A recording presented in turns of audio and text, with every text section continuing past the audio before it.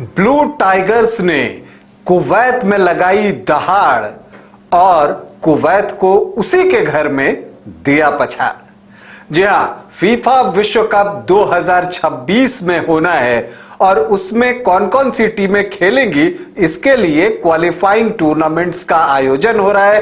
क्वालिफायर्स खेले जा रहे हैं और जो टीमें क्वालिफाई करेंगी वही विश्व कप फुटबॉल में 2026 में खेल सकेगी। इसी कड़ी में भारतीय टीम भी क्वालिफाइंग टूर्नामेंट खेल रही है और आपको बता दूं कि फीफा वर्ल्ड कप क्वालिफायर्स राउंड 2 में भारत का मुकाबला कुवैत से हुआ और उसने कुवैत को पराजित किया है। आज आपको बताऊंगा कि भारत ने कुवैत को किस तरह से पराजित किया, इस जीत के मायने क्या हैं और यह भी बताऊंगा कि ये जो क्वालिफायर्स खेले जा रहे हैं उसमें पॉइंट टेबल में भारत अभी किस पोजीशन पर है। लेकिन पहले बता दूं कि आप देख रहे हैं न्यूज बाइस्कोप और मैं हूं राकेश रंजन। भारतीय फुटबॉल टीम पिछले 1-1.5 सालों से शानदार प्रदर्शन कर रही है और अगर हम किंग्स कप और मर्डेका कप के उसके प्रदर्शन की बात छोड़ दें तो उससे पहले लगभग 11 मैचों में वो अनडिफिटेड रही थी। तो उसी शानदार लय को लेकर भारत की फुटबॉल टीम सुनील छेत्री के नेतृत्व में कुवैत पहुंची और कुवैत में उसने कुवैत को उसी के घर में शिकस्त दे दी। मैं आपको बता दूं कि ज़ुबैर अल अहमद इंटरनेशनल फुटबॉल स्टेडियम में वर्ल्ड कप क्वालिफायर राउंड 2 का यह मुकाबला हुआ भारत और कुवैत के बीच में और उसमें भारत ने 1-0 की जीत दर्ज की।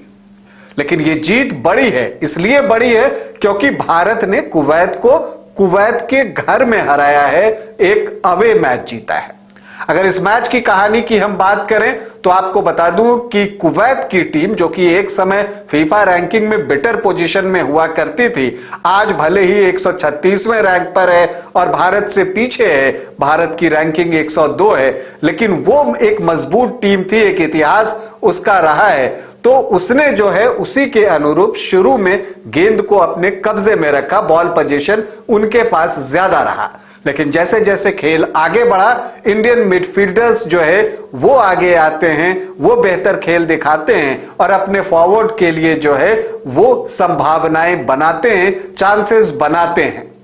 इसी कड़ी में 18वें मिनट में जो है भारत को एक अवसर मिला, लेकिन सहल अब्दुल समद जो है पेनल्टी बॉक्स के अंदर पहुंचकर शूट कर पाते, इससे पहले गेंद उनसे छिन गई।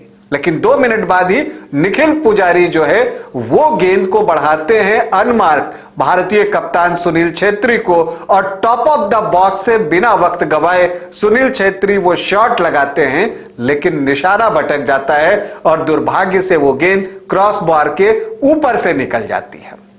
27वें मिनट में एक और मूव बनता है, महेश नैरोम सिंह ये मूव बनाते हैं, लेकिन इस बार आकाश मिश्रा चूक जाते हैं। पहला हाफ खत्म हो उससे पहले कुवैत को भी एक अवसर मिलता है, लेकिन वो भी उसका फायदा नहीं उठा पाता और हाफ टाइम पर दोनों टीमें बराबरी पर थी, भारत 0 कुवैत 0। हाफ टाइम के बाद कुवैत ने अपने आक्रमण जो है वो बढ़ा दिए और उस वक्त जो है फहाद के पास एक अवसर आया था हेडर के जरिए गोल करने का, लेकिन वो चूक गए। इस बीच 60वें मिनट में भारतीय टीम के लिए छांगटे मैदान पर उतरते हैं। छांगटे फर्स्ट प्लेइंग 11 में नहीं थे, लेकिन उनके आते ही जो है गेम में गति जो है वो बढ़ जाती है।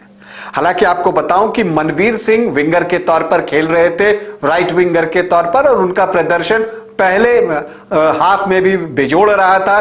तो छांगटे को लेफ्ट विंगर के रूप में उतारा गया और वो लेफ्ट विंगर में आते हैं और 75वें मिनट में वो एक अवसर बनाते हैं, गेंद को लेकर तेजी से भागते हैं और कुवैत के पेनल्टी बॉक्स के अंदर अपना क्रॉस डालते हैं और वहां पर मनवीर सिंह मौजूद होते हैं जो कि आ रहे होते हैं और वॉली पर जो शॉट उन्होंने लगाया वो देखने लायक था। गोलकीपर ने हालांकि पूर्वानुमान सही लगाया, बाईं ओर छलांग भी लगाई, लेकिन गेंद उनसे दूर थी, जाल में जाकर उलझी और भारत को 1-0 की बढ़त मिल गई।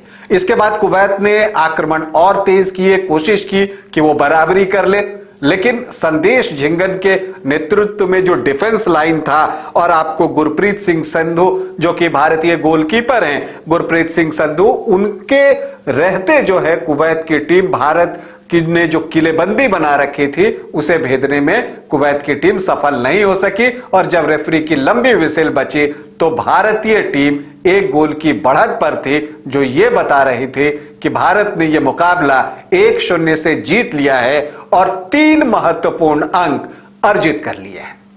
देखिए, ये जो क्वालिफाइंग टूर्नामेंट खेला जा रहा है, वर्ल्ड कप क्वालिफायर राउंड 2, इसका महत्व बहुत है, क्योंकि इस ग्रुप से 2 टीमें राउंड 3 के लिए क्वालिफाई कर जाएंगी, तो आप विश्व कप से नजदीक आ जाएंगे।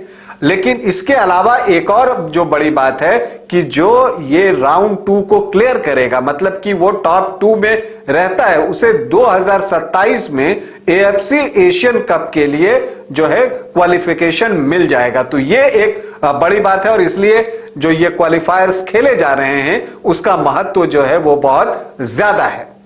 अब आपको बता दूं कि भारत का अगला मुकाबला किससे होगा। तो भारत का अगला मुकाबला 21 नवंबर को कतर से होगा, लेकिन वो होम मैच होगा, मतलब वो मैच भारत में खेला जाएगा, भुवनेश्वर में कलिंगा स्टेडियम में यह मुकाबला होगा।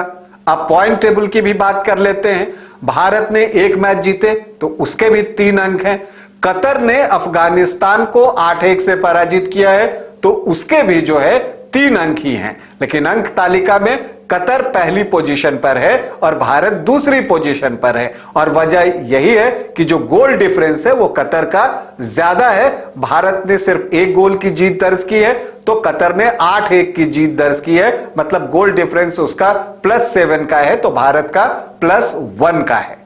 हम उम्मीद करते हैं, और ऐसा जैसा मैंने कार्यक्रम जब ये मैच हुआ है उससे पहले किया था तो उसमें मैंने कहा भी था कि मुझे लगता है कि भारत और कतर की टीमें वो 2 टीम होगी जो ग्रुप ए से इस क्वालिफाई करेगी राउंड 3 के लिए। तो देखते हैं ऐसा होता है या नहीं।